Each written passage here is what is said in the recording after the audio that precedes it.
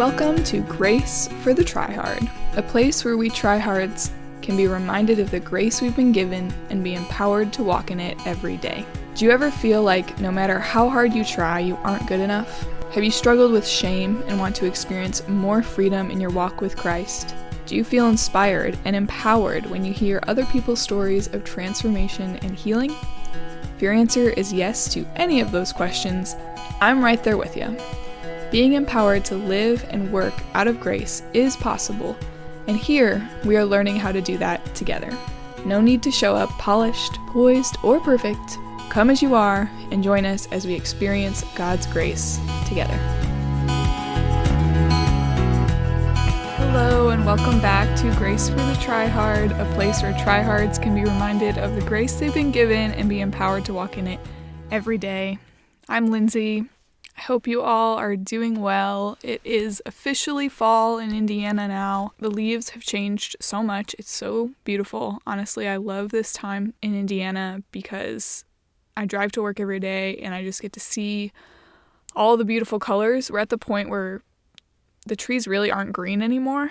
So it's really just yellows, browns, oranges, reds. And I know it's only going to be like that for a few more weeks, maybe less than. It feels like the leaves just fall so quickly, but I'm enjoying it. I hope wherever you are, you're enjoying this season of life.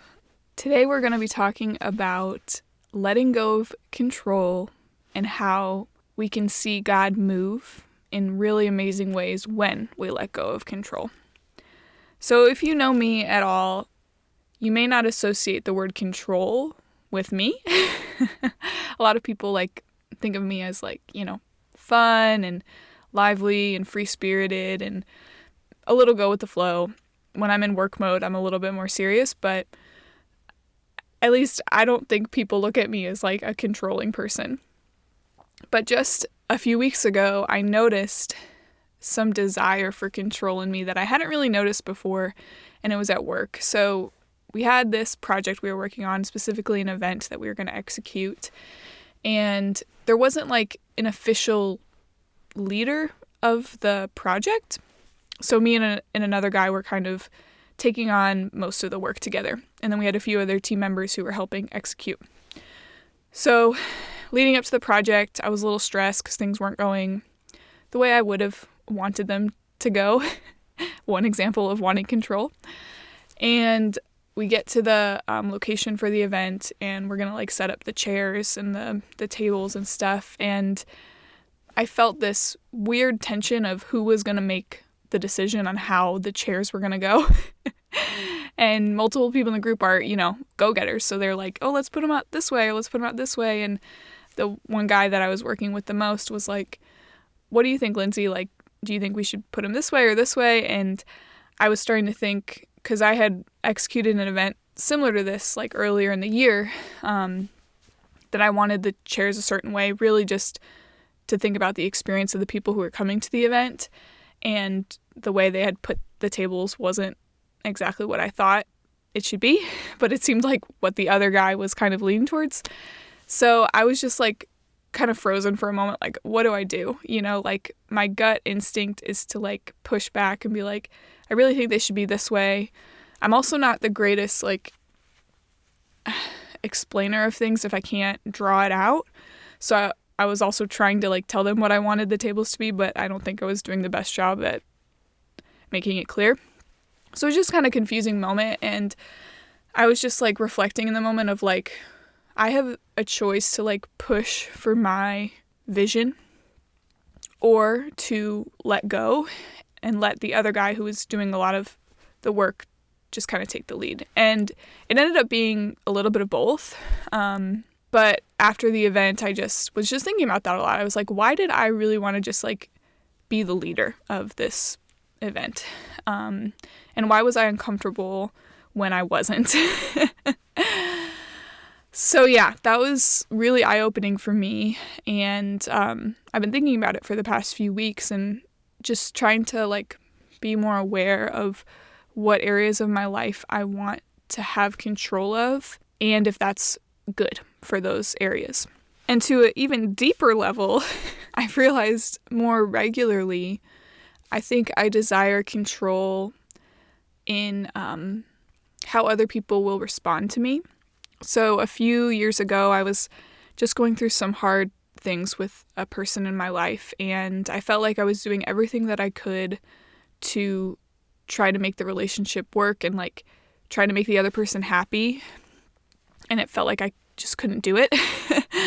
And I was talking to a friend of mine, and she said, "It just sounds like you're trying really hard." And that was a moment where I'm like, well, I guess that's why I'm making this podcast, because that's what I do.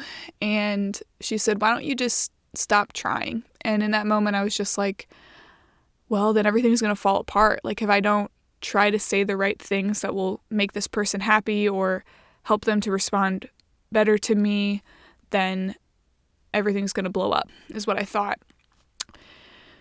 And that's not the truth, but it is what I thought. And after that moment, I've just also been thinking about like how much thought I give to my words and my responses to people, not just because they're my genuine thoughts, but a lot of the time it is communicated in a way to get the best response out of them, which sounds a little manipulative, honestly, which I hate. But this podcast is about vulnerability and being honest about where we're at. So yeah, I don't think I'm trying to manipulate people. I think at the end of the day, I'm trying to protect myself and protect them from an argument or from uncomfort.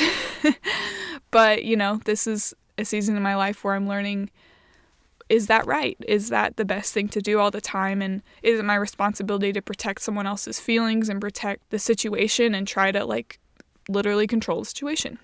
Crazy stuff. I hope someone can relate to that, and so I'm not the only person who's felt this way and does these things. But it's a cool realization because I know God is like taking me to the next step of freedom in helping me to learn how to like function in this life and relate to other people and not feel the need to control the outcome of a conversation or control the other person, because I can't. That's probably what has caused a lot of anxiety for me, because I think, oh, I can control the situation if I say X, Y, and Z, but then the person doesn't respond in the way I think they're going to, and then I'm like, shoot, that didn't even work. So, crazy stuff. I believe many tryhards want control, and that's why I think this is important to talk about today. And today we're going to talk with one of my best friends, her name is Andrea, about an experience that me and her had together where we were in situations that it was obvious that we didn't have control of the outcome. And so we had a choice to either like fight that or surrender to it and see God move in really amazing ways. So it was an awesome experience for us. Just telling those stories encourages me just to remember like what God has done in my life. And hopefully it'll encourage you that you don't have to have control. You don't have to have control of everything, of every situation, of every outcome in your life. You can let go, and you do have some control, and that is an encouraging thing. We have control over the choices we make and if we want to turn towards God or turn away from Him. But we don't have to control everything, and I don't think we were designed to. So just a little bit about Andrea, because I love affirming my friends, and I'm just so thankful that they will take the time to talk with me in a podcast. But just to describe Andrea, she, for me, is a safe person. So when we first met, we went on a long walk, which we'll talk about in the episode, and I just remember literally just telling her all about my life, like telling her my story, telling her how I met Jesus in college, and I just remember her just like listening, and like I felt really safe to open up and like really share who I was with her. And she would just ask questions. She was such a curious person, and she's still such a curious person. And it really just made room for me to be myself and feel accepted, because it wasn't like she was asking with like judgment in her heart. It was like just genuine curiosity. And I don't know a ton of people who are like that. She's been a steady rock for me through our friendship since we've been friends now for, 8-9 years. Like, we've just gone through a lot. Our 20s have been hard in a lot of ways, like a lot of people's 20s are. And she's always been the person I could call or reach out to or reconnect with or talk on the phone or see and just let it out to. And she listens and she's there and she speaks love and truth and empathy, and I hope I've done the same. But she's really just been an amazing friend. She was in my wedding, one of my bridesmaids, and we're very different. Like, we're very different in a lot of ways. We're also very similar in a lot of ways. I think we're both tryhards in some ways. And what's been beautiful is to have a friend who thinks very differently than me, who has different struggles than me, but who accepts me for who I am and admires my differences. And I do the same, honestly. I love the way Andrea is, and she inspires me in so many ways. And I think that's what's helped us to grow. I think it's really important to have close friends in your life who don't think exactly like you, because that might just keep you stuck in unhealthy things that are in you, because you don't have another person who's challenging you, who's helping you to see, like, maybe your perspective isn't the only way. So anyways, I love her so much. And she also maybe unintentionally inspired me to start a podcast, because she also had a podcast called Letting It Percolate. And it was her and another friend talking about, like, just deep questions. And that's just kind of a description of Andrea, is just she likes to talk about the deep stuff, the real stuff. And so do I. So that's why we really clicked. I am really excited for today's conversation. I hope this episode helps you to see the ways you may be limiting yourself from seeing God's faithfulness and activity in your life. I hope this episode encourages you to face the fear of letting go of control, because we've done it too and are continuing to do it in our lives. And I hope this episode expands your view of God and grows your faith. So, without further ado, let's get into it.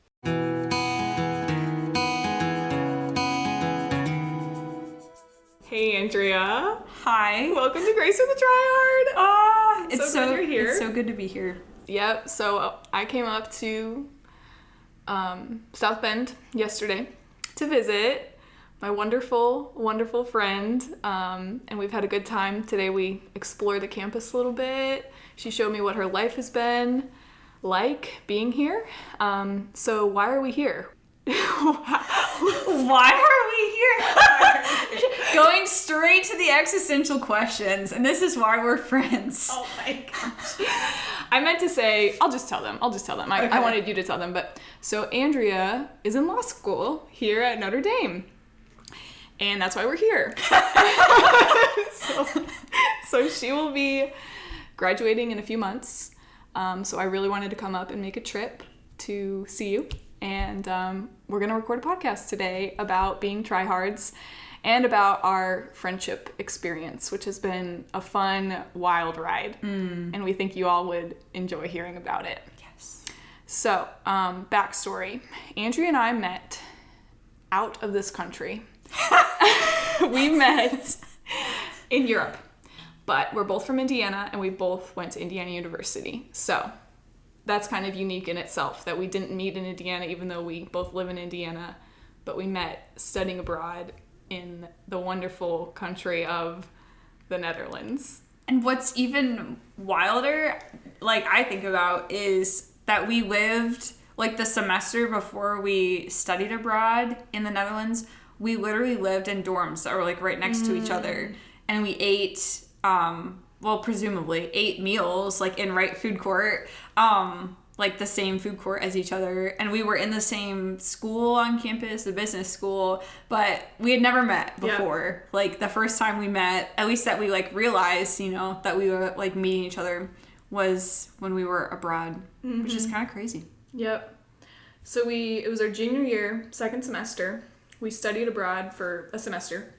And what was your thought process going into study abroad? Like, what made you want to study abroad, and how are you feeling, like, going overseas for a semester? Yeah, it's honestly, this is bad to say, but I don't remember exactly why I wanted to do it. Yeah. Like, I think I probably wanted an adventure and, like, a new experience, And I think like the business school had a way that they kind of worked it into their schedule, I think, for us. Like if we wanted to study abroad, there was a way to do that. Yep. But I don't know that I had a ton of expectations going in, which maybe was healthy. I do know that like picking the Netherlands was super random. Really? I feel like we maybe have talked about this before, but like just not really knowing a ton about the Dutch, yes. Aside from like wooden clogs and cheese, probably. Like that was about the extent of my Dutch knowledge, I think. Same. And so there were other options. Like there's a pretty big London program. There was an Australia program that I was actually considering. Really? Which would have been crazy. And the only reason I think I was swayed from that is because the plane ride was so long. Wow. I was like, I can't do this. Wow. So yeah, I really have no good reason, which is funny because I feel like so much of what I do is very intentional, but for whatever reason, study abroad was just like not one of those things for me. Wow. Would you say for you it was more like something you knew you wanted to do, like you wanted to have that kind of experience? Yes, and mainly because both of my cousins did. So if my cousins didn't study abroad, I probably wouldn't have thought about it. But they did, and they had great experiences. And because the program was so connected and like I would get all the credits I needed, like it was basically like I could still stay in business school in Indiana but in the Netherlands, so that made it really convenient and easy. And I also didn't have any like tie to the Netherlands. Like I think really people just thought, like at least my advisor like told me that it was a really good program in the Netherlands, and a lot of students really enjoyed that. Like that school I think worked really well with Kelly, the business school at Indiana University, so that's really why I picked it too. So it was kind of random as well. Were you nervous, like, going abroad? I think I was. I know my parents were. I was talking to them a few weeks ago, and I was like, you guys were crazy. Like, why did you let me go to a different country for 5 years when I was 20 years old, you know? Like, wow. I have major respect for them that they were willing to, like, release control and let me do that. Yeah, I think I was nervous. I knew a couple of the kids that were going, but not, like, super well. Yeah, and I think just, like, obviously nerves about being in a country where, like, English isn't the first language, although, as we learned, like, the Dutch know English very well. Yes. So that wasn't really an issue.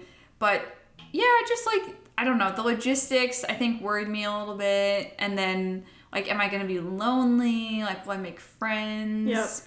Yep. Yeah, I don't know. How did you feel about it? I imagine part of you was excited, like, knowing you. But yes.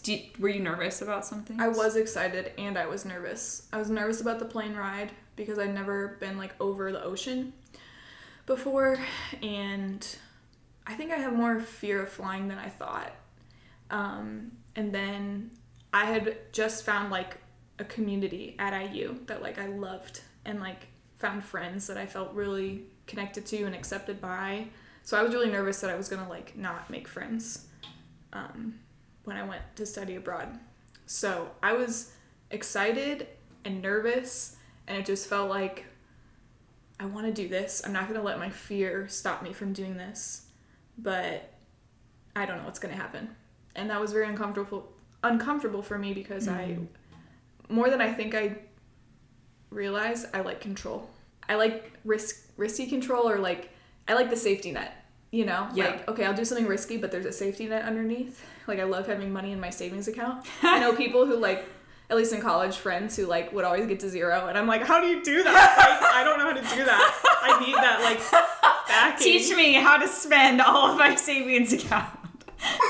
Yeah, so yeah, this was the first time I feel like the net was taken away. Like, I really was like, I don't have control of what's going to happen. I don't even know if I'm going to make it over there. And, like, I don't know what's going to be like. And, yeah, so that's how I was feeling beforehand. Do you remember when we landed, did you fly into Brussels? Mm-hmm. Do you remember, like, seeing anything abnormal when you were going through the airport there? I mean, they had, like, guns. Yeah. I remember getting off, like, into the baggage claim area, and there were, like, I don't know guns, but it's either semi or fully automatic weapons, probably semi, with, like, guys in uniform around the airport. And I was like, oh, you don't see those at Indianapolis. So that was a little bit disconcerting. I also remember my flight, I had like a long flight from Indy to Amsterdam, and then I had a short flight from Amsterdam to Brussels, I guess. When my flight to Amsterdam was about to land, there was this big boom. Oh no. And I also was not a big fan of flying. I had flown once to Brazil, and that was about the same amount of time. But you know, I still just felt very unnerved. And I think there's like a boom and there was a light. And a light? Yeah. Not like it wasn't like the whole plane lit up, yeah. but like there was a little flash kind of. And I think the pilot came on and said he thought that we had just hit a bird. Oh. And sorry, I shouldn't laugh, it's sad. But yeah, but anyhow, in that moment when I heard the noise, I was like, oh, we're going down. Like, I'm not even making it to the Netherlands. Yep. Like, this is it. This is the end of life. And, you know, like, I watched Lost as a kid. And so all of those, like, memories flashing back into my brain. But thankfully, we landed. Yeah. And it was just a little birdie. Yes. That lost his life. He sacrificed. Oh my gosh. Sorry, bird lovers, if you're listening. We don't mean to offend you. It just happens, I guess. Interesting, yeah. So I think the reason they had those guns at the time was because of the French or the Paris attacks. Do you remember that? Yeah, that happened like right before we went. Yeah. And there was a Brussels attack as well, I thought. While we were there. Mm-hmm. Gosh, that was crazy. So yeah, when the Paris attacks happened, I was like, I don't know if I want to go, because I think it was like November or something before we went. Yeah, that sounds right. And yeah, so I was afraid. So yeah, anyway, so that's how we felt beforehand. Now we need to talk about the amazing story of us meeting. Amazing. Okay, so let's see how to start. Well, maybe should we preface it with, like, we had both kind of prayed beforehand, right? Mm-hmm. And I know my mom had, like, prayed a lot too, and she, like, continues, you know, like, when I need a reminder of God's faithfulness to answer prayers, she talks about this. But I know, like, I was praying and she was praying for one Christian girl, just one, like, to connect with, to have a friend, you know, like, with, and yeah, so, like, going in, that was, like, a conscious prayer request that I had. Yeah, me too. And so we didn't know each other, but we're both praying this separately, and your mom is too. And even though I'd been a Christian for, like, a year by then, I hadn't had many times where, like, I prayed for something super out of my control and it, like, happened. So this was, like, the first time I was like, okay, God, you gotta show up if this is gonna happen, like, because I've had lots of times where I just couldn't make friends because I wasn't around people who I felt comfortable with, or I wasn't friends with a ton of people in the business school either, so that made me nervous because I'm like, what if I just can't connect with them? So anyways, so we fly in, we take this bus to Maastricht, which was like an hour or two from Brussels, I think, and then we go into this place called the guest house, which is where we lived, which is like kind of like a dorm. And so I walk in and meet my roommate. Her name's Hannah, and she's this like strong, like kind of loud, like just outgoing person, and very observant. She was very observant. So I'm like the type of person that, depending on who I'm with, I'll be kind of a different person. So if someone is loud, I'll be quieter, or if someone's quieter, I'll be louder. Like, I don't know, I just try to find the balance. So like she's kind of like just a bigger personality, so I'm like, okay, I'm softer, you know, I'm just, you know, unloading my stuff and like trying to get unpacked, and I'm putting stuff on my dresser and don't really think anything of it. And Hannah's like, okay, I'm gonna go to the lobby to play games or something. And I'm like, okay, cool. So then what happened next? At some point, she and I must have decided, like, we're gonna go play cards in the lobby. We must have connected at some point. I don't really remember when. So we're just like sitting there playing some card game, and I mentioned to her, I think it must have been a Saturday night, and I mentioned to her, oh, I'd really like to try to find a church to go to tomorrow, and I kind of found one that I think is English speaking, but yeah, I'm gonna have to like figure out the logistics and how to get there and stuff. And she was like, oh, you're looking for a church? Are you like a Christian? And I was like, yeah, I'm a Christian. And she's like, well, you have to meet my roommate. And I was like, okay. And she's like, yeah, I saw my roommate unpacking her stuff, and I saw that she brought a Bible. And I thought anyone who brings a Bible all the way across the ocean, when they like have limited space to pack stuff in, must really care about their faith and like that kind of thing. So maybe she would want to go to church with you.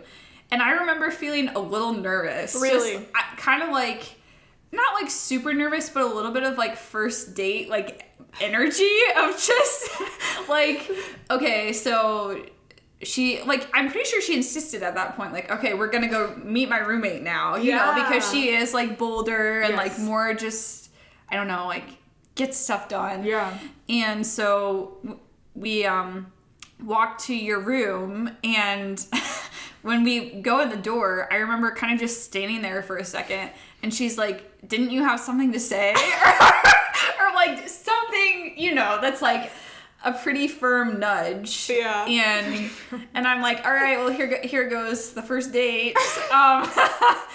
And so, you know, I was like, hey, I'm trying to go to a church tomorrow. I found this church called Damascus Road. Yeah. I think it's English speaking. Is there any chance you would want to come with me? And honestly, I don't remember exactly what you said. I know you didn't say no, but do you remember? Yes. So again, I'm unpacking. You guys come in. That happens. And I'm just like, what? Literally day 2 of being in the Netherlands, there's a girl who wants to go to a church. Like, that's just so weird for like a college student. Like, because it's a lot of work to like look for a church and then be in another country. Like, I think a lot of people would just be like, oh, I'll find it eventually if I want to go to a church. Like, no. To me, it was like, this girl had like looked into it beforehand and found an English-speaking church. And I was just like, yeah, that's awesome. And I was like, yeah, I had, you had looked it up too, I looked right? it up beforehand. And I was like, yeah, I'm also interested in going to this church. And it was called Damascus Road. And you're like, that's the one I found. And I was like, God? Is this it? Like, and then, this is what I remember. So then Hannah's like, cool, I'm glad I connected them, you know? And then we kind of talked for a bit, and we're like, okay, so how are we going to get there? And we're like looking online. I'm like, just so you all know, we are looking at a map of Maastricht right now. Andrea has a beautiful map of Maastricht in her apartment, and so we decided to tape it in front of us just so we really experience Maastricht again. And if you're looking at this map, it is like, it's kind of like a Dr. Seuss world. Yes. Almost. Yeah. So if you're from Europe, you probably understand this, but in America, we love our grids. Oh, yes. You know, north, south, east, west. We know where we're going. Like, just follow the grid. No, this is not a grid. So we were like, I think I was a little intimidated. Like, how are we going to get there? We literally just arrived. I think we did a tour that day of the city, but we were like still not comfortable. All of the signs are in like Dutch, which if you guys know, there's like an average of 15 letters in every Dutch word. And way too many consonants like next to each other. Right. And it's not pronounced how you think it's pronounced. So we decided to call the pastor. Do you remember that? Yes. And this was like probably like 9 o'clock or so on a Saturday night. You know, like, no expectation that someone's going to answer. But then he did. Mm-hmm. Well, first of all, okay, back up. I don't even know that we knew really how to make a phone call on an international phone. Yes. So even that was like, we were winging it. Yes. Like, okay, how do we, like, what numbers do we press? Like, how does this work? Mm-hmm. But yeah, we called him and he answered. Mm-hmm. And I think he explained to us that the church was meeting at a different location than they normally met at, which just extra complicated things. Exactly. But he was like, tell you what, if you can get to this certain spot, then someone will meet you and they'll drive you, this stranger will drive you to this other place that our church is currently meeting at. Do you remember anything about the walk yes. to that pickup location? Yes. So we hang up the phone, Pastor Matt. Yes, yeah. Yes. And so we hang up the phone, we're like, and he was American, which was cool. Right. So we're like, oh, we can connect, you know, and he wanted us to be there. He picked up the phone at 9 o'clock at night from a random person. So like, we're like, I was feeling encouraged, like, okay, I have Andrea, we're going to go together.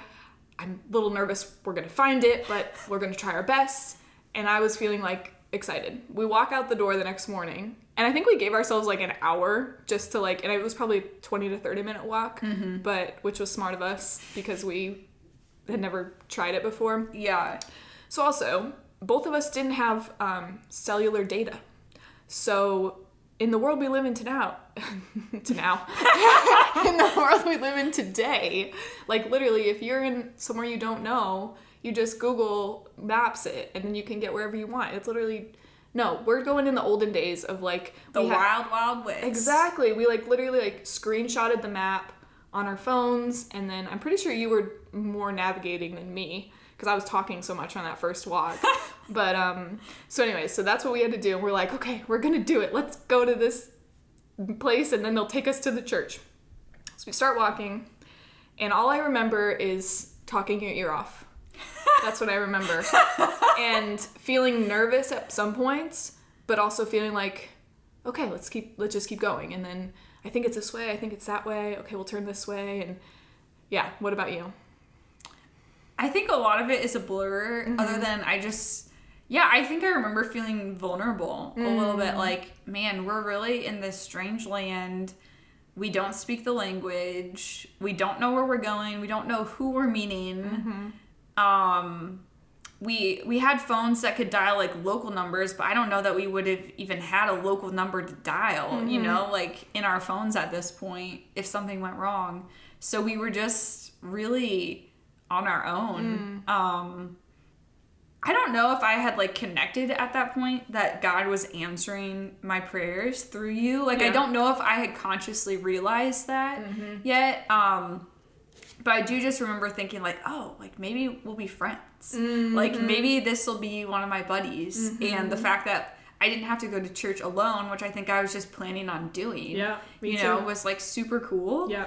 So yeah, that's about all I remember of the walking part. Yeah, same.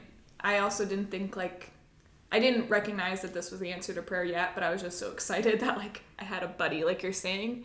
And I feel like what I remember is like super optimistic as we left the guest house, and then like, less optimistic. Exactly, halfway through I'm like, we are really just winging it. Like, okay, I remember going left yesterday. So like there's a river in Maastricht that like kind of splits the city. So we were trying to find the river.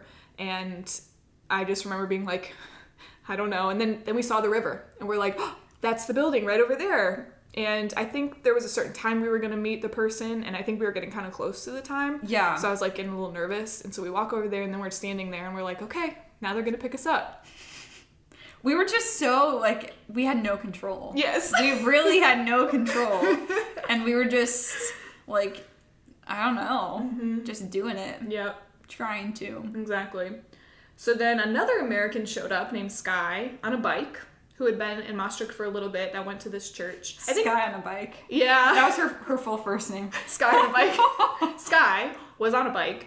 But I think that also made me feel more comfortable too, trusting the pastor, because I was like, okay, there's another American girl that we're going to meet there. Like, again, I think someone who's listening to this who has no context for like, I don't know, Christian community, or maybe had like a bad experience in church might be like, what the heck are you doing, girls? Like, but I think because I had a good experience in college and like was like, I also kind of felt like when I Googled this church beforehand, there was a connection with the church that I was a part of. So that made me trust it more too. Like, okay, they know each other, or they're a part of the same group. So yeah. If you think we're crazy for doing this, I'm sorry. Maybe we were a little crazy, but it was worth it. So anyways, so then who picked us up? I think Renee, not Remy. I think I made that up. Was he Dutch? Yes. Okay. I think he was Dutch. Yeah. So Sky shows up. She's like, hey guys, are you waiting for a ride? And we're like, yeah. And we get to know her.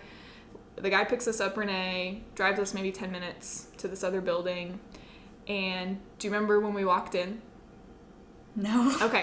I don't know why it's so vivid in my brain, but I remember walking in, and I remember the first worship song that was playing. We might have been a little bit late, or we were there right when it was starting, was a song that we sang in Chi Alpha, which was the ministry I was in college. What was the song? I don't remember, but I do remember it was one of the songs that we That's cool. played a lot, and I was like, I know this song, and I just felt peace. Like, oh my gosh, like, day 3 of being in another country, so out of my control, I found a community that like believes the same things as me. I found a friend that wants to go to church with me, like, and I just felt God's presence there. And we worshiped and we sang and they preached and all this stuff, and it was like wow, this really happened. This all came together and it wasn't up to me. Like, so, yeah. That's so true. So little of that felt up to us. Like, aside from the initial inquiry into, like, oh, yeah, let's see if we can find a church. Like, it really kind of was miraculous that we ended up actually, like, making it there. And I think that's when we first met some of the people that, like, later became our good friends in the college ministry there. And even outside the college ministry, too. But that was kind of like the first introduction. And I think Sky walked us back. Yes, she did. Or at least like close to the guest house because she lived pretty close to there. Mm-hmm. So that was nice too, that at least on the way back we didn't have to try to fumble our way like through the streets. Exactly. And I think just to get like another American's perspective on like, here's the places to go, like here's the good food, like don't do this, do this. It definitely felt comforting. That's good. So I think this connects to being a tryhard because I think a lot of tryhards want control and put a lot of faith in like their work and like how their work is affecting the outcome. And this was like a perfect example of like we couldn't control much. So like what advice would you give to someone who is listening and they're like, I would never do that? Like, why would you encourage someone to let go? And what advice would you give them to let go? I think in conversations you and I have had since study abroad, we both agree that God seems so big to us and the Holy Spirit's work seemed really apparent in ways that maybe we haven't seen, like, at least so like consistently since coming back to the States. Obviously, like we would both say the Holy Spirit is active here in the United States, but I think because we really didn't have the choice to control so much, especially at the beginning, like it was clearer when something happened that it was God, that it like wasn't our own fruit. And I guess for anyone who like is a believer who would, you know, consider, I don't know, any experience that's like they know they're going to be out of control, I think that really is one of the blessings that when you see things come together and connect, you know it has to be God because you know how helpless you are. You know how it feels to not have data on your phone and to somehow get where you're trying to go. So yeah, I think obviously being in a different country maybe makes it easier to have that kind of experience. But I think even here in the States, like there are ways that we can choose to be in an unfamiliar environment. I'm thinking of a few right now that I've done. And you know, just like choices that can seem kind of wild and crazy. I think like going to Boise, Idaho last summer was one for me that people were like, where are you going? Like, what are you doing? It was so random. And then God showed up. Like he provided people, he provided community, Christian community, a great work experience, beautiful nature, like so much more beautiful than the Midwest. So I think there are ways, and I don't even think it has to be going to a different place. I think it can be literally in the place that we're in. There are ways to choose to be out, like hopefully wisely, but to choose to be out of control in prayerful hope that God will show up in some way. I would add something too. Another way that I felt out of control that maybe you might have felt less out of control, but definitely say if you felt different. So I grew up Baptist, and the church that we went to in Maastricht, Damascus Road, what was the denomination? It was connected to the Assemblies of God, but I don't know if it was a part of the Assemblies of God because it was overseas, so it might have been like their sister group. Assemblies of God. So yeah, it was Pentecostal, but Pentecostal is it can mean a lot of different things to different people. Sure. So how would you describe it to someone like who didn't know anything? Well, this is maybe some of the like stereotypical like Pentecostal stuff, but this was my first time encountering people speaking in tongues, people having kind of like a fit maybe, like being indwelt by the Spirit. I don't know if you remember that happening. I kind of remember that, once. But that was like, wasn't like all the time. No. It was, I would say these things were definitely not every Sunday. But there was like a college group retreat that you didn't go on, that I went on, and there was like a time where like 2 or 3 of the students were like, we were having worship, and then they just started like speaking in tongues. Wow. And after it, I was kind of asking them a little bit, about it, because I was just like a little Baptist girl, like, what is going on? It was so different, and it felt out of control to me. It didn't feel out of control, but it felt out of my control because it was so far outside my comfort zone. Yeah. Like, what is this? How? So I just asked them, like, did you pray to like have this gift? Like, how did you figure out that you had this gift? Like, how do you know when to use it? That kind of thing. Yeah. So in that sense, like there were just some things like that were different to me, and sometimes uncomfortable. But also so good, because I got to see different attributes of God that I don't normally see, or that I didn't normally see at the time. And I especially remember like the prayer with people at Damascus Road. When those people prayed, they believed God was going to answer. Wow. It was so powerful, way more powerful than I had witnessed before. Wow.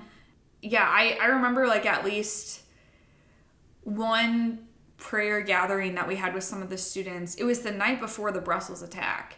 And I remember, I think you were there. I'm pretty sure it was at Salve's, one of our friends' apartments. And I remember someone being prompted to like pray for, I don't think it was like Brussels specifically, but pray for safety, like in our area. Wow. And then like the next morning we woke up, I think it was a Sunday morning, and we like saw the news at the Brussels airport. There were these bombers that went in to like the American Airlines area of the airport, and also some on trains, I think, too. Yeah. And this was like an hour and a half from us, maybe.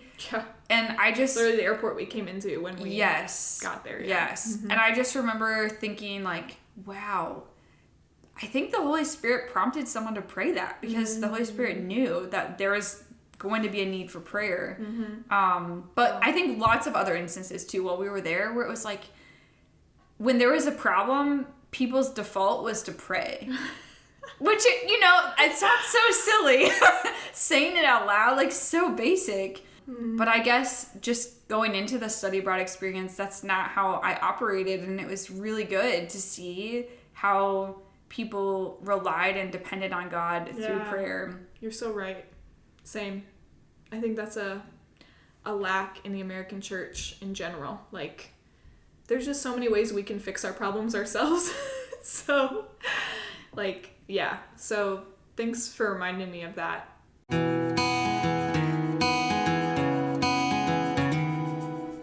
There's so many things to talk about. So, let's pause and talk about Travis, because he needs an honorable mention. So, do you remember when we met him? Or when you met him? I remember when I met him. I don't think you were there. Do you remember when you met him? I do, but I just remember being outside of the guest house? The guest house. And then him being like, "Hi, I'm Travis." And I said, "Hi, I'm Lindsay." And that was it. I remember meeting him in the lounge in this guest house, this dorm facility we lived in. Lindsay lived kind of on one half of it, and I lived on the other half of it. And so we had like a lounge at the end of our hallway, and some other people from IU had friends over, and they must have met Travis somehow. I don't know how, but they invited him over.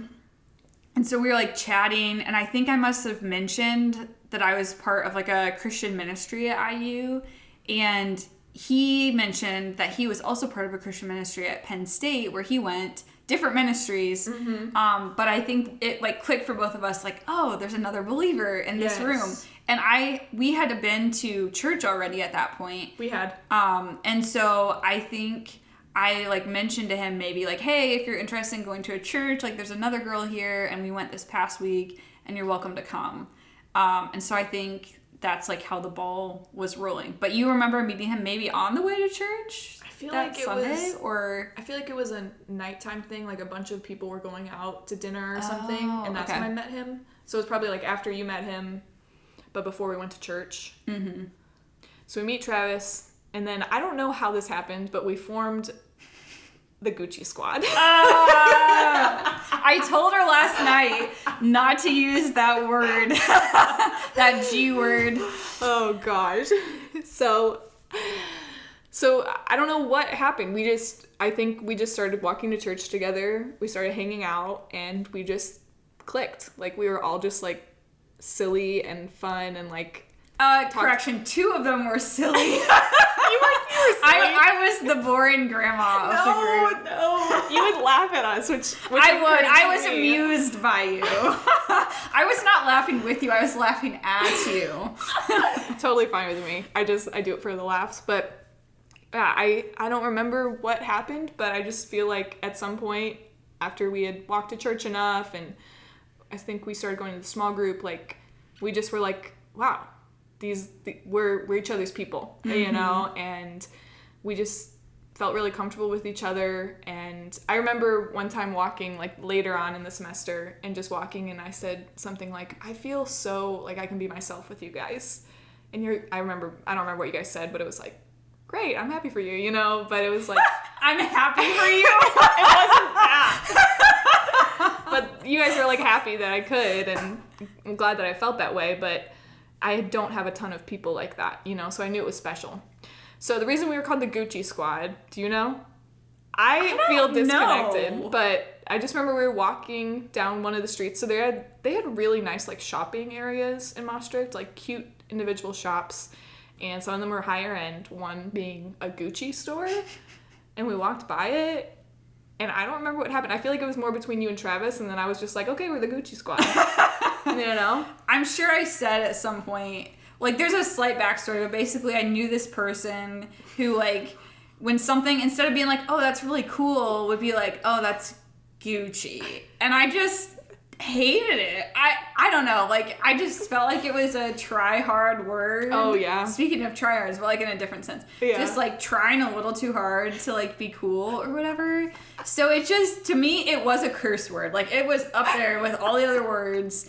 And I guess I probably shared that. And then I wouldn't be shocked if Travis was like, well, now we have to use this word as many times as possible. And so, yes, we became the Gucci Squad. Wow. We still have a text message thread, which is called that. So Yep. It's stuck. Stay strong. So anyways, meet Travis, and we kind of become the Three Amigos. And I feel like the people at church called us like the Americans. Yeah, they did. We were the Americans. Yes. Oh, did someone invite the Americans? That was us. That was us. And even I feel like Sky wasn't a part of that. Yeah. She even though she was like totally an American, it was like, we were the Americans. That's funny. So anyways, obviously, Travis is awesome. If you're listening, Trav, we miss you. We wish you were here, because it would be awesome to have you on the pod as well. But you were talking about like not coming from a Pentecostal background and going to this church and being like, oh, I'm not used to this, you know? Like, I didn't even really have that because it was pretty similar to Chi Alpha. Like, even just the worship style, the music was more dancey, and people did kind of dance a little bit. Yeah. I even think the pastor, like, taught us a dance once, like, turn around or something. I don't remember. Which is, like, all... Was it that hokey pokey? It wasn't the hokey pokey. It was the worship version of that. But that's, like, I feel so alive when I dance, especially, like, to worship music. So I was like, oh, this is amazing. Yes, I feel like welcome to do this here. And you guys are probably like, what? We're not used to this. I don't know how you feel. I do remember there being a little bit like more movement and stuff. And like Baptists, or at least I should say like Caucasian Baptists, are like stereotypically very stiff. To the point that at the last Baptist church I was at, which is like a good church, But there was another girl in my small group who was like, I just wish we would like move sometimes during worship. And I was like, we could start it. Like we could start a little section off to the side where we do like a very slow like sway and clap maybe, or like a step touch. You know, keep it low key. Start small. Yeah. And so we sat next to each other a couple times, just like have our own little like slightly Pentecostal corner in the Baptist church. Oh my gosh. So that's so funny. Yes. So it's funny that you say that because I remember, so fast forward after we studied abroad, Andrea and I are like, we're friends now. This is great. We're going back to IU. We can hang out. And we started going to church together in Bloomington called Redeemer. And I think you had friends and navigators there. And I remember going one time and like I was kind of I loved being at the edge of like a row because I felt there was more room and I wasn't like hitting other people with my movement. And I remember one girl from Navs looking at me and she's like, I love how like free you are. And I was like, oh, I didn't even realize it, but that feels really nice. So even though like I don't think Redeemer had really great music. Oh my gosh. That was a cool church where they like really they were their own and they like wanted to create like quality music and trumpets, saxophone, like violin. It really embraced like that. So it was really easy to dance to. But I don't feel like everyone was dancing or like it was super charismatic. But it was cool that I felt like safe enough to like be able to do that and people appreciated it. So yeah, dancing. Didn't expect to talk so much about that. But I will say though, I can confirm Lindsay dances. Like if I were to think of like a caricature Lindsay in my head, it would be like a little like if anyone's seen what was it, like the Lizzie McGuire show or maybe even Stevens, like there used to be a little cartoon Lizzie McGuire who would like pop up and like say things or whatever. In my head, Lindsay is like the little cartoon Lindsay who pops up and she's just dancing. Like that's just what she does. And sometimes when her and Travis and I were walking around the streets of Maastricht, she would just like break out and dance. And at first it was kind of like, what is this girl doing? Like that is so not me.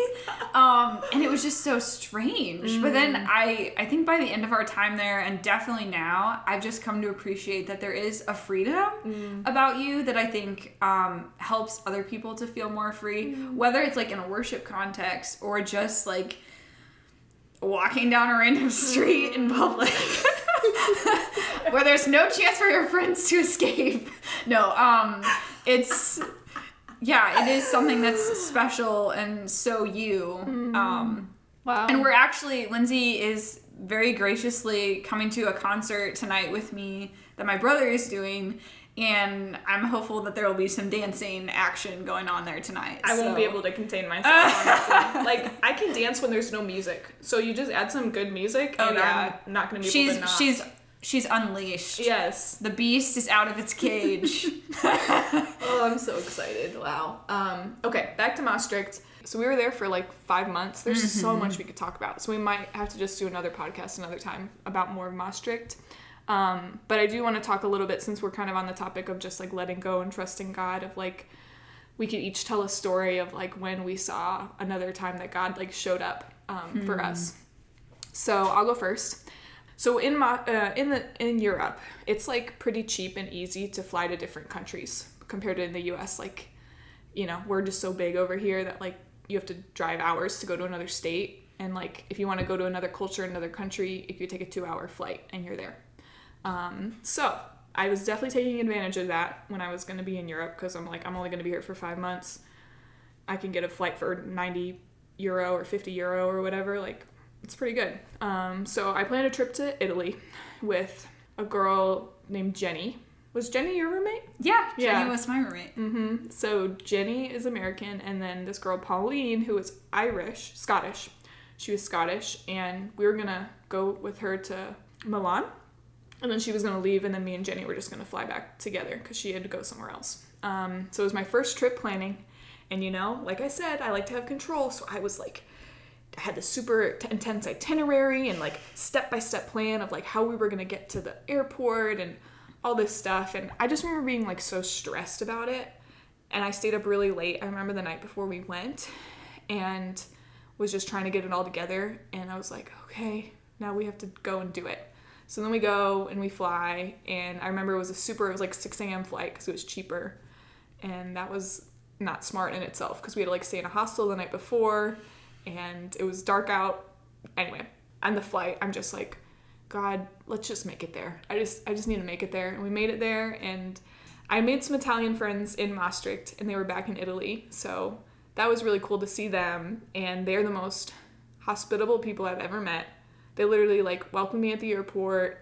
I think one of their parents like drove us somewhere. Like, that was so nice, you know, like some random Americans they met for like 3 weeks. Like, who does that? No one does that here, you know? So it's like, yes, you know, we're going to take you around the town. We had a great trip. And then we're going back to Maastricht a few days later. And so Jenny and I are like, okay, we've made it through. And now our Italian friends had to go do stuff that day, so they couldn't be with us anymore. And Italy is different than the Netherlands in that most Italian people, like under 20 at least, or maybe 30, don't speak English, you know, or it's not like they're not super fluent in English. It's like, hi, it's Lindsay from the future here. Just wanted to say I misspoke. What I meant to say was that most people over 30 or just in an older generation in Italy only speak Italian. They don't speak English. Okay, back to the episode. They really speak Italian there. In the Netherlands, people speak English almost as like well as they speak Dutch. So I learned a little bit Italian, but we're like, okay, we need to get to this bus stop, get to the bus stop. The bus stop will take us to the airport, and then we'll be good to go home. Pretty simple. Think we could do it.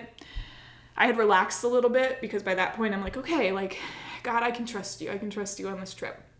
So we walked to the bus stop that our friends had showed us the night before. We're standing there, and then all of a sudden I'm like, Jenny, we don't have tickets. And she's like, oh yeah, you're right, we don't. And I was like, where do we get the ticket? Because it was literally a bus stop. It wasn't a bus station. Right. And we're just like, I have no idea where to go. We can't buy a ticket on the bus. Like, back then, there wasn't a lot of digital pay and all that stuff that they have today where you can just like tap your phone and go. So then I start freaking out. I'm like, shoot, you know, like we could miss our flight and we're gonna be stuck in Italy. Like, this is gonna be crazy. So then Jenny's like, well, you stay here. I'll go and walk to a few shops and like try to figure out where to buy the ticket. I'm like, okay. And I'm like, okay, the bus is coming soon. I'm like looking around. And I just started like getting more anxious. And I was like, okay, I think Damascus Road had helped me when I got anxious to like, okay, I think I should pray now. Yeah. Like, I can't do anything to like help myself. So God, help me, like make this happen, you know? And I'm like freaking out. I think I tried to talk to some guy and they didn't speak English. And so then I'm like, the bus comes by and it leaves because we don't have a ticket. And I'm like, oh my gosh, like we're going to be stuck in Italy. And I'm like really freaking out. And then all of a sudden this older woman comes by and she speaks to me in Italian. And she's like talking really fast and kind of animated. And I'm like, I don't speak Italian. I don't know what you're saying. And I was saying like bus tickets, or I was like holding up my hands. And she's like, okay. And she talks. And then she gets like a younger guy to come by and he like translates for us. And then he leaves, and then she just leaves. And I'm like, okay, I don't know what that was all about, but okay. And so then like 5 minutes goes by and I'm still like freaking out. I don't even know if Jenny had come back yet. But then all of a sudden she appears and she's holding 2 bus tickets in her hand. And she's like, these are yours, like in Italian. And I was like, oh my gosh. And I grab them and I hug her. Aww. And I was like, thank you so much. Like, I don't even know how she knew I was like stuck or lost or like in trouble, but she knew. And she just said, you're welcome, and left. And I was like, wow, like, God, a random Italian woman took the time to like try to talk to me, get someone to translate, then goes to the bus station, gets tickets, comes back, and we could get home. And that was like one of the first times I was like, wow, God, you really care about me, and you do answer prayer. You know, it's like I had prayed for the friend, and then you would come along. And I still think at that point when I went to Italy, it hadn't connected the dots that I'd been praying. And then this happened. I'm just like, there's something so nice and freeing about like being out of your comfort zone and seeing God show up. in a really cool way, and it grows your faith, and it challenges you to, like, I guess, put yourself in more situations where he can show up. So yeah, that was that. Changed my life. I will never forget it.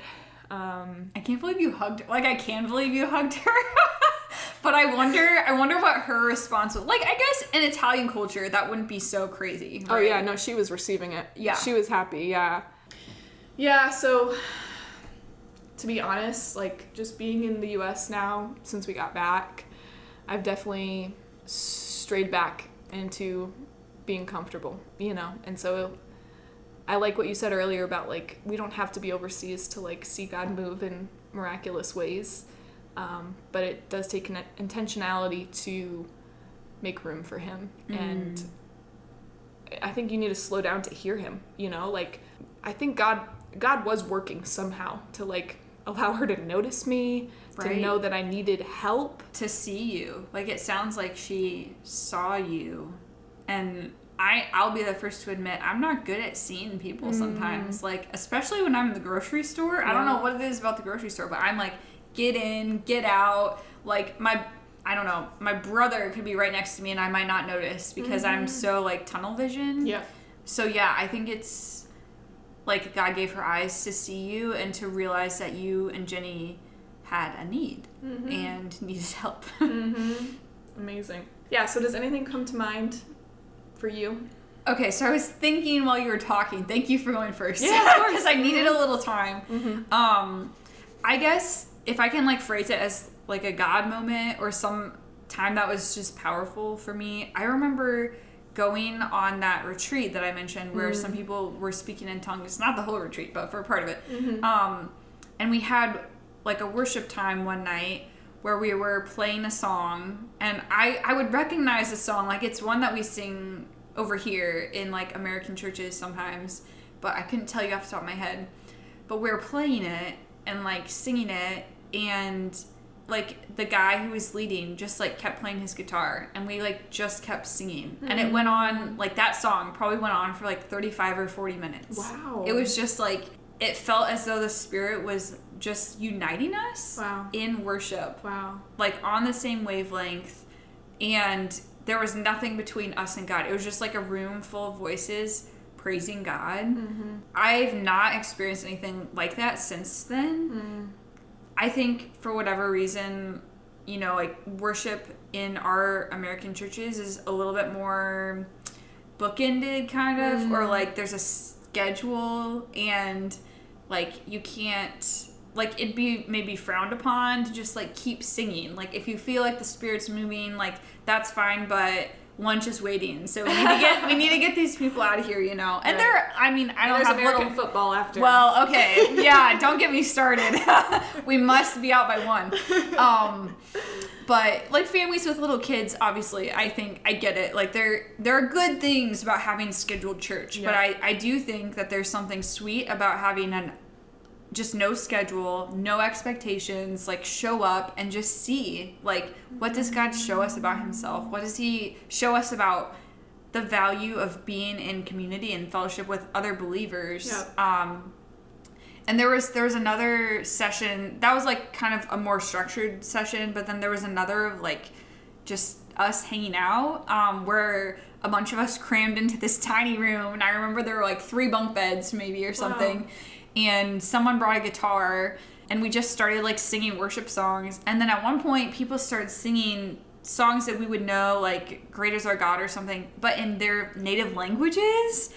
And that was so sweet. I mean, I know it's cliche to say, but it really did feel like a picture of heaven. Wow. Like, here are people who are coming from different spiritual backgrounds. Like I mentioned, some of them, like, were speaking in tongues. I know, like, one girl was from, like, India and had encountered Jesus through a dream. Wow. And just, like, you know, very different backgrounds, but we're all here worshiping God with the same darn Chris Tomlin song.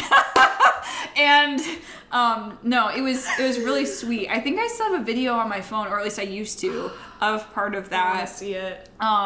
But it was just like such a joy-filled time of unity despite so many differences. Yes. Unity with other believers, which I've since become like, that's my soapbox right now, but we won't go there.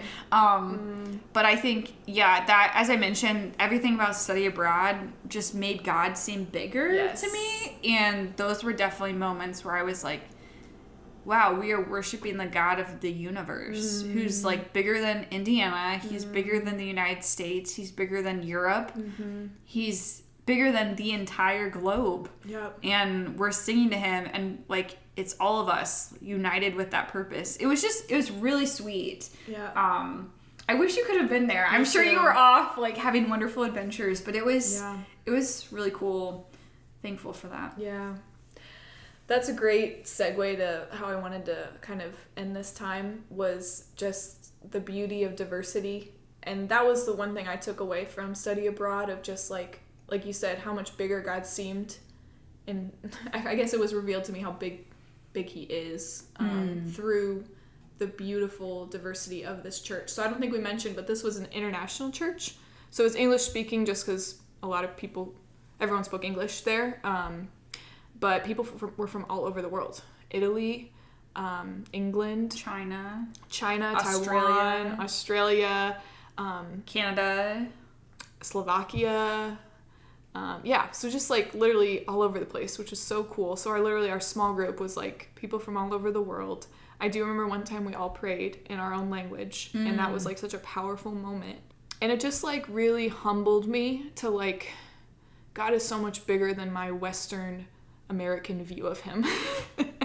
And it's Amen. a little arrogant to think that I have it all figured out, and humbling and beautiful. And it just grew my wonder about him. It made me a little bit more comfortable with the unknown, and interested in learning about people from around the world and just different ways that they worship, and that's why I'm pretty open to like learning about different denominations. There's a lot of people who are like, this is what I believe, and I'm super like stuck in there, and I respect you for that. But I really think we have the body of Christ, which is like everyone who puts their faith in Jesus Christ and chooses to follow him with their lives, and then we're all just so different, and we all have different strengths and different focuses. And I think when we all come together, we see like God more clearly. Like, absolutely. So I think we need more of that in the US. The world we live in is so divided, like everyone says. It's kind of cliche now, but it's tiring, and it's not how I think we were made to live, so I'm not going to get on my soapbox about listening to each other and diversity and stuff, but I think I came back with just a bigger view of God, a deeper heart to like learn about different cultures and like see aspects of God. Even my Italian friends who weren't believers at all like showed me God's heart for hospitality in like a crazy way. Like there were times where I'm like, are you guys sure you're not like Christians? Like, why would you do this? Yeah. For me. Was your friend Margarita a Christian? No. Yeah, that was wild. I won't like go into all of that, but she hosted Lindsay and I on a trip. She's Italian, and just like took care of our every need, I feel like, and like paused her whole life to like take us around. Yeah. And show us around Bologna. And I just remember being really moved by that. Like, I, as a Christian, don't think I would have that kind of hospitality for like someone in my country. And here you are, not a believer, and like going way above and beyond, So that was a great example. Yeah. Something about those Italians, man. Oh, yeah. They're so hospitable. Literally. And selfless. Yeah, and willing to slow their lives down for others. And I mean, that's a part of the culture. Like, they're not moving as fast as us. And I think that's a good thing. But, so... Yeah, and so also just if you're listening, I don't want this to come across as like Christians always do it right, because we don't, and that's kind of the point we're trying to make, is that like we'll talk more in the next episode about just like what happened after study abroad, but I think both Andrea and I, our eyes have been open to like how God uses everyone to show himself to people, and we're all on a journey to like know him more. And I believe we were created to know him and to love him and to worship him, and we're all just trying to figure that out. And a lot of people go in a lot of different directions. So, yeah, I think the church has a lot to learn, but there's also something unifying about people who are seeking out God together, and seeking to know him more. And that's what you experienced at that retreat and at that church. So, wow, this was really, really great. I hope you enjoyed it. I sure did. Okay, good. Yeah. Again, there's literally so much more we could talk about, but we're gonna end it here. But do you want to kind of give them a cliffhanger for the next episode? Sure. So obviously, like, after study abroad, we came back. We had another year at IU, but as a lot of people in their 20s experience, we had some like trial and error periods after we got back, trying to figure out what God was calling us to do, what was a good fit for us, what our path was.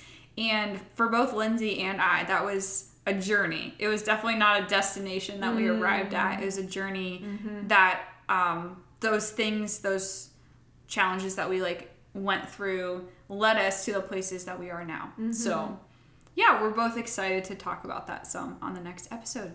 Yay! So look out for that.